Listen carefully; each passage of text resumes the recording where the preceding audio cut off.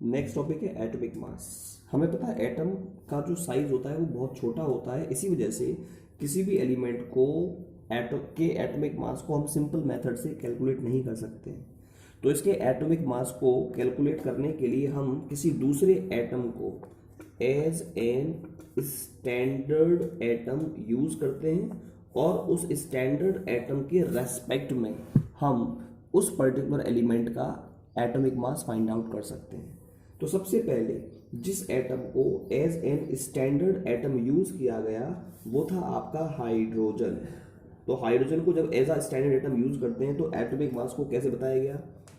जो atomic mass होता है it is found to be equal to mass of one atom of element. किसी भी एलिमेंट के एक एटम का mass upon mass of one atom of hydrogen.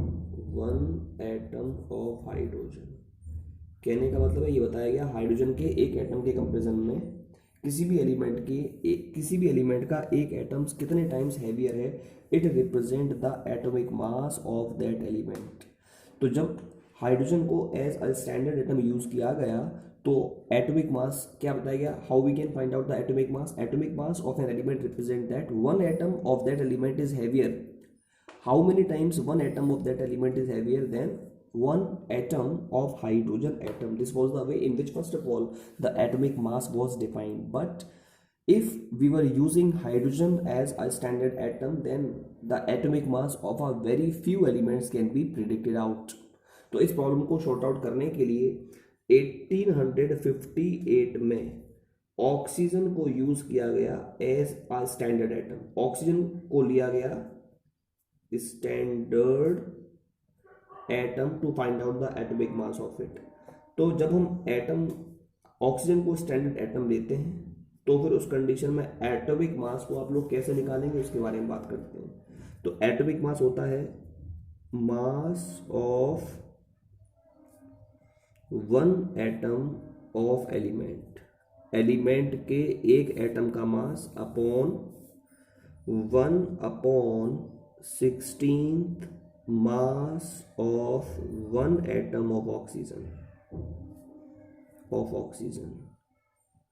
तो ये माना गया कि जो आपका कोई भी एलिमेंट है उसका एटॉमिक मास ये रिप्रेजेंट करता है कि उस एलिमेंट का एक एटम ऑक्सीजन के एटम के 1/16 मास के कंपेरिजन में कितना टाइम्स हैवियर है।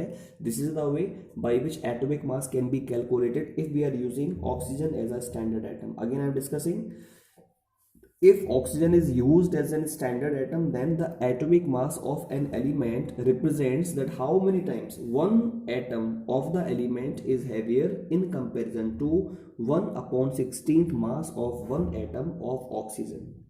तो जब ऑक्सीजन को as a standard atom use कर रहे थे हम to find out the atomic mass, then also a number of atoms was as such whose atomic mass can not be calculated. तो उसके बाद 1961 में कार्बन 12 का C12 आइसोटोप को यूज किया गया एज स्टैंडर्ड एटम। तो जब हम C12 आइसोटोप को स्टैंडर्ड एटम यूज करते हैं तो एटॉमिक मास को फाइंड आउट करने का फॉर्मूला माना गया the mass of one atom of element upon 1/12 mass of one atom of C12 isotope. यानी ये माना गया किसी भी एलिमेंट का एक एटम ये रिप्रेजेंट करता है कि किसी एलिमेंट का एटॉमिक मास ये रिप्रेजेंट करता है कि उस एलिमेंट का एक एटम C12 आइसोटोप के वन एटम के 1/12 मास के कंपैरिजन में कितना टाइम्स हैवियर है। So atomic mass represents that how many times one atom of element is heavier in comparison to 1/12 mass of one atom of C12 isotope. तो ये मैंने आपको एटॉमिक मास के बारे में डिस्कस किया। अब एक क्वेश्चन यहां पर ये अराइज होता है, what do you mean by average relative atomic मास या रिलेटिव मास, एटॉमिक मास भी कह सकते हैं of element, relative average atomic mass of an element.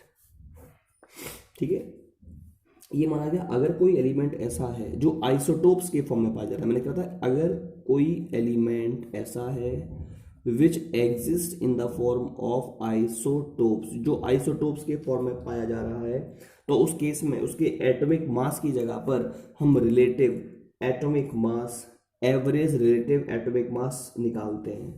तो ये जो आपका एवरेज रिलेटिव एटॉमिक मास होता है उसको निकालने का तरीका है the summation of percentage abundance of one isotope into atomic mass upon 100। जैसे कोई एलिमेंट है अगर दो आइसोटोप्स के फॉर्म में पाया जा रहा है तो पहले वाले आइसोटोप का percentage abundance into atomic mass upon 100 plus दूसरे वाले आइसोटोप का percentage abundance atomic mass into atomic mass upon 100। Mean summation करना है जितने भी आइसोटोप्स हैं उनके परसेंटेज अबंडेंस का और एटॉमिक मासेस का, और उसको डिवाइड कर देना है बाई 100। जैसे मैं एक एग्जांपल लेता हूँ, एग्जांपल में मैंने लिया जैसे क्लोरीन की बात करूँ, अगर मैं क्लोरीन, जो क्लोरीन होता है वो दो आइसोटोप्स के फॉर्म में पाया जाएगा, 17Cl35 और दूसरा होता है 17Cl37। ये दो आइसोटोप्स होते हैं। आपसे कहा गया पहले वाले आइसोटोप का जो परसेंटेज अबंडेंस है वो है 75.53% इन एटमॉस्फेयर और दूसरे वाले आइसोटोप का परसेंटेज अबंडेंस है 24.47% इन एटमॉस्फेयर। आपसे कहा कि इसका निकालें रिलेटिव एवरेज एटॉमिक मास। तो कैसे निकालोगे? सबसे पहले पहले वाले आइसोटोप का एटॉमिक मास कितना है 35, या परसेंटेज अबंडेंस दे दो पहले, परसेंटेज अबंडेंस 75, फर्स्ट आइसोटोप का परसेंटेज अबंडेंस 75.53 इनटू इसी आइसोटोप का atomic mass 35 divided by 100 plus दूसरे आइसोटोप का percentage abundance 24.47% into atomic mass 37 upon 100। जब आप इसको सॉल्व करेंगे तो सॉल्व करने के बाद you will gate 35.5 U। So this is the way by which you can calculate the average atomic mass of chlorine atom। इसी तरह से एक और एग्जांपल लेते हैं। जैसे अगर मैं नियोन की बात कर रहा हूँ, नियोन आपका 3 आइसोटोप्स के फॉर्म में पाया जाता है। इनमें से एक है 10Ne20, 10Ne21 और तीसरा है आपका 10Ne22। आपसे का इनके परसेंटेज अबंडेंस हैं 90.51 पहले वाले आइसोटोप का, दूसरे का है 0.27%, तीसरे वाले का है 9.22%। तो आपसे कहा कि इनका एवरेज एटॉमिक मास निकालो या रिलेटिव एवरेज एटॉमिक मास निकालिए। तो कैसे निकालेंगे? पहले वाले आइसोटोप का percentage abundance 90.51 into atomic mass 20 divided by 100 plus दूसरे वाले आइसोटोप्स का percentage abundance 0.27 into 21 divided by 100 plus तीसरे वाले आइसोटोप का percentage abundance 9.22 into atomic mass divided by 100। Solve करो पूरे को, सॉल्व करने के बाद एवरेज एटॉमिक मास आएगा 20.1871 U। यू का मतलब क्या है? जो एटॉमिक मास होता है ना, एटॉमिक मास, इसकी जो यूनिट होती है, यूनिट वो होती है यू, यानी यूनिफाइड मास या AMU। AMU कहते हैं atomic mass unit. So this is about the unit of atomic मास। ये आपकी एटॉमिक मास की यूनिट होती है। अब एक कभी कभी पूछ लेते हैं कि इसकी डेफिनेशन क्या है, या 1 AMU होता क्या है, 1 AMU क्या होता है, या 1 एटॉमिक मास यूनिट क्या होती है। तो ये जो पार्ट था ना, ये वाला part, this is called as 1 AMU, यानी 1/12 mass of 1 atom of C12 isotope, C12 isotope के एक एटम का जो 1/12 मास होता है उसको हम लोग 1 AMU कहते हैं। इसको 1 AMU कहा जाता है। ठीक है, तो ये मैंने कुछ पर्टिकुलर क्वेश्चंस डिस्कस किए हैं जो कि आपके एवरेज एटॉमिक मास के ऊपर बेस्ड होंगे। एक न्यूमेरिकल और एक और क्वेश्चन करते हैं इसके ऊपर बेस्ड, एवरेज एटॉमिक मास के ऊपर। एंड द क्वेश्चन इज, ये क्वेश्चन जो हमसे कह रहा है उसको देखिएगा, this question is important one. क्या है क्वेश्चन, देखो क्वेश्चन कह रहा है हमसे कि जो कार्बन है वो दो आइसोटोप्स के फॉर्म में पाया जाता है। आपसे कहा जो कार्बन है it exist in the form of two isotopes, एक तो C12 और दूसरा है C13। आपसे कहा the average atomic mass of it is, इसका जो रिलेटिव एवरेज एटॉमिक मास है कितना है 12.011। तो आपसे कहा इन दोनों का परसेंटेज अबंडेंस निकालो। हम मान ले रहे हैं पहले वाले आइसोटोप का जो परसेंटेज अबंडेंस है उसको x मान लिया, तो दूसरे वाले आइसोटोप का जो परसेंटेज अबंडेंस होगा वो हम मान लेंगे 100 माइनस एक्स। अगर पहले वाले का मैंने x माना है, दूसरे वाले का 100 माइनस एक्स हो गया, और इन दोनों का ही निकालना है हमें परसेंटेज अबंडेंस। तो क्या होगा देखो, तो उस कंडीशन में जो रिलेटिव एटॉमिक मास होगा, the relative average atomic mass है ना, वो क्या होगा, it will be equal to, formula क्या होता है, percentage abundance of first isotope x into atomic mass 12 divide by 100 plus दूसरे आइसोटोप का percentage abundance 100 minus x into atomic mass 13 divided by 100। ठीक है, रिलेटिव एवरेज एटॉमिक मास कितना हो गया 12.011 is equal to 12x upon 100 plus 13 से multiply किया तो 1300 माइनस 13x अपॉन 100।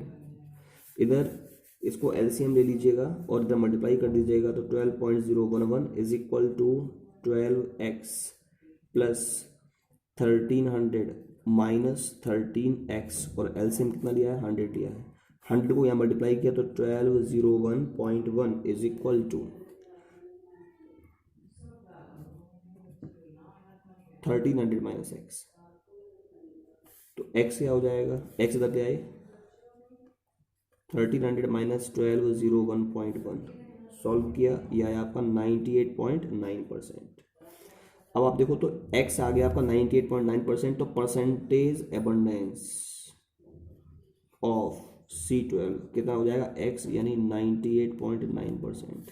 तो परसेंटेज एबंडेंस C13 का कितना हो जाएगा 100 माइनस एक्स यानी 100 minus 98.9 is equal to 1.1%। This is the way. ठीक है, ये तो होगा, क्या बताया, C13 आइसोटोप का percentage abundance 100 minus x, 100 minus x 98.9 निकाला है तो 1.1% हो जाएगा। This is the way by which we can calculate the average relative average atomic mass of a particular element. अब इसके बाद जो नेक्स्ट टॉपिक है हमारा वो है ग्राम एटॉमिक मास। एटॉमिक मास निकाल दिया हमने, अब क्वेश्चन यहाँ पर यह है ग्राम एटॉमिक मास क्या होता है। अगर हम किसी एलिमेंट का एटॉमिक मास ग्राम में मेजर करते हैं देन, या ग्राम में एक्सप्रेस करते हैं then its atomic mass is called as gram atomic mass. जो ग्राम एटॉमिक मास होता है it is also known as 1 gram atom, इसको 1 ग्राम एटम भी कहते हैं। ठीक है, it is also known as 1 gram atom of an element. जैसे अगर मैं कहूं कि what is the atomic mass of magnesium, magnesium का एटॉमिक मास कितना होता है, आप बोलोगे सर 12U होता है। ठीक है, तो अगर आपसे कहेंगे what is the gram atomic mass of magnesium, इसका ग्राम एटॉमिक मास कितना होता है, आप बोलोगे 12 ग्राम।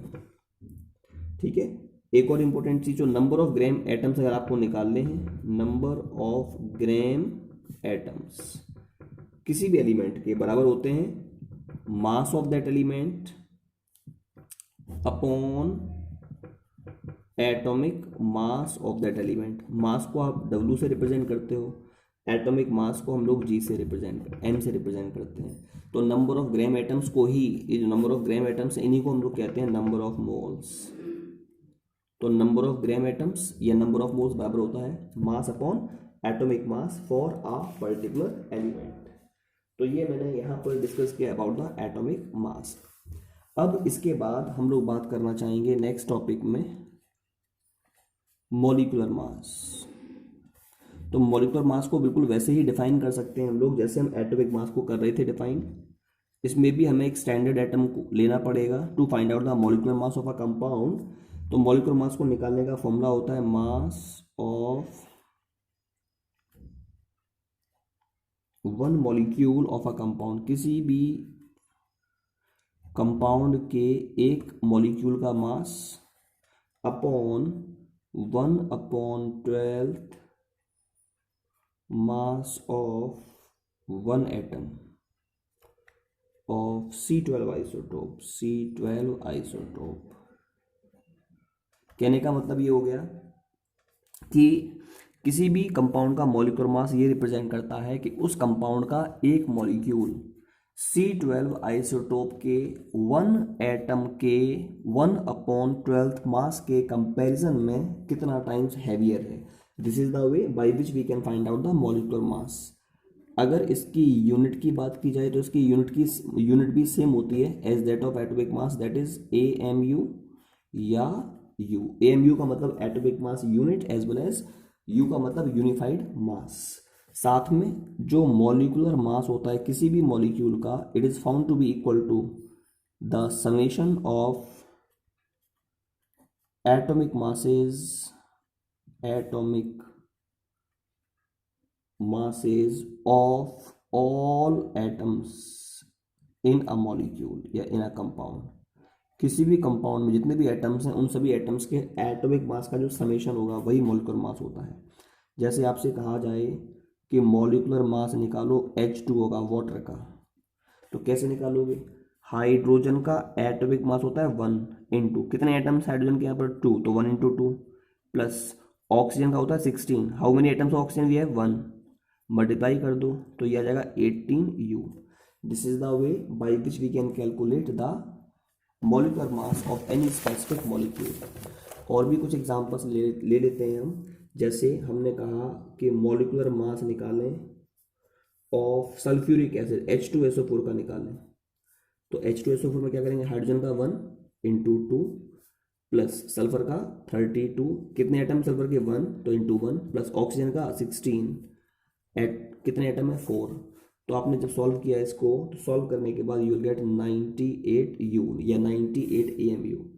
ऐसे अगर आपको निकालना है नाइट्रिक एसिड का मॉलिक्यूलर मास, तो हाइड्रोजन का होता है 1 इंटू 1 प्लस नाइट्रोजन का 14 इंटू 1 प्लस 16 इंटू 3।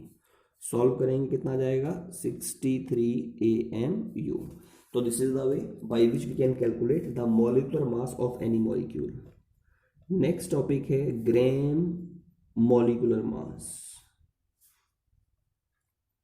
ये जो आपका ग्राम मॉलिक्यूलर मास होता है it is also called as, अगर हम किसी भी मॉलिक्यूल के मॉलिक्यूलर मास को ग्राम में मेजर करते हैं then it is called as its gram molecular mass. उसी को ग्राम मॉलिक्यूलर मास कहा जाता है।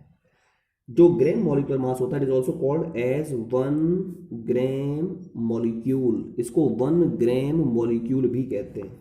ठीक है, जैसे अगर आपसे कहा जाए हमें पता है molecular mass of nitric acid HNO3, आपने निकाला, कितना निकाला? 63 AMU या 63U। और आपसे कहेंगे निकालो gram molecular mass of nitric acid will be equal to 63 gram. वही बताया, अगर हम किसी भी मॉलिक्यूल का मॉलिक्यूलर मास एक्सप्रेस करते हैं ग्राम में इन प्लेस ऑफ U और AMU then it is called as its gram molecular mass. जो नंबर ऑफ ग्राम, जैसे नंबर ऑफ ग्राम एटम्स बराबर थे मास अपॉन एटॉमिक मास के, ऐसे नंबर ऑफ ग्राम मॉलिक्यूल्स को निकालने का फॉर्मूला होता है मास ऑफ मॉलिक्यूल, ठीक है, अपॉन मॉलिक्यूलर मास। मास को हम W से रिप्रेजेंट करते हैं और मॉलिक्यूलर मास को हम लोग M से रिप्रेजेंट करते हैं। तो this is the way by which the molecular mass of a particular molecule can be calculated. ठीक है, अब इसके बाद मॉलिक्यूलर मास के बाद जो नेक्स्ट टॉपिक है हमारा वो है फॉर्मूला यूनिट मास या फॉर्मूला मास। देखो सबसे इंपॉर्टेंट चीज ये है, जो फॉर्मूला यूनिट मास होता है it can be calculated for ionic compounds. जो भी आयनिक कंपाउंड्स होते हैं उनके लिए हम फॉर्मूला यूनिट मास निकालते हैं। फॉर्मूला यूनिट मास क्या होता है? It is always be equal to the summation of atomic mass of all the atoms present in formula unit of an ionic compound।